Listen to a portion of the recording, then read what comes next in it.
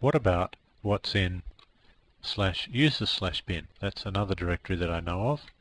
ls/user/bin. Oops, I could spell it right. Now that's got a whole bunch of stuff in it. Let's choose one. Let's choose a program called zdiff, or zdiff if you're North American. Can I run the program called zdiff? And I get command not found. So I say, alright, well I might want to modify my path command, my path variable, such that it includes bin followed by /user/bin. And now I try and run zdiff, and I find that it does in fact find the program, but I haven't started it correctly. But that's not the point. The point is that I found the program.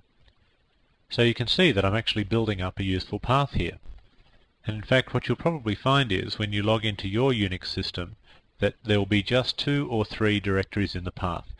You'll almost always find /bin and /user/bin, and you might find something called /user/local/bin, which would be executable programs developed by your company and made available to the users in your company. At least that's what it's supposed to be in /user/local/bin. But the whole point of the path variable is that you can set it to be whatever you want. You might have your own set of programs that you know about that you would like to have access to as well.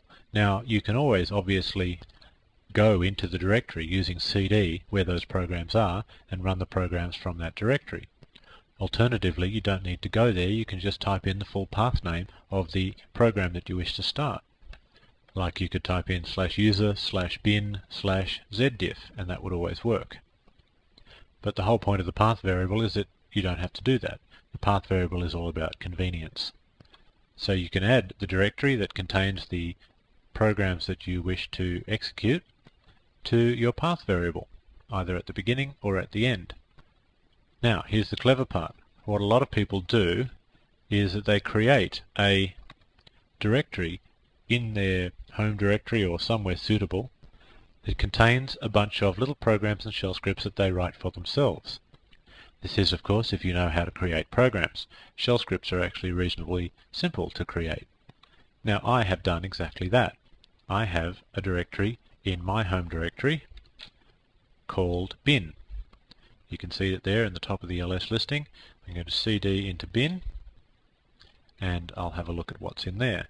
I just have 4 little files called C, L, LC and LS. So let's have a look at one of them. Let's have a look at what's in L.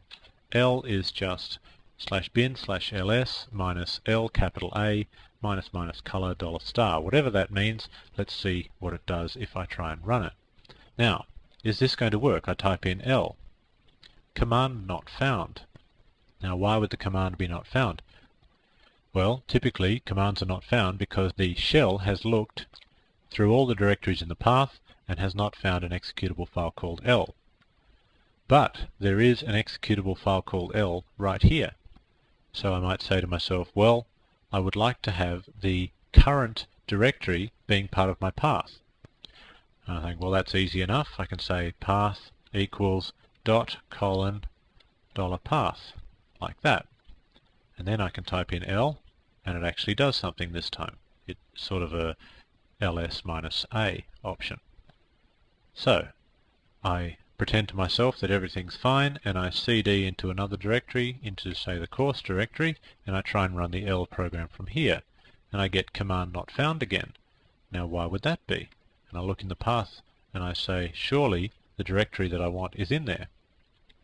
And it's just looking in the current directory or /bin or /user/bin. So I go, oh gosh, I forgot to put in my actual bin directory. All I've put in is dot, which will mean it will look in the current directory, but it won't look in the bin directory if I'm anywhere else.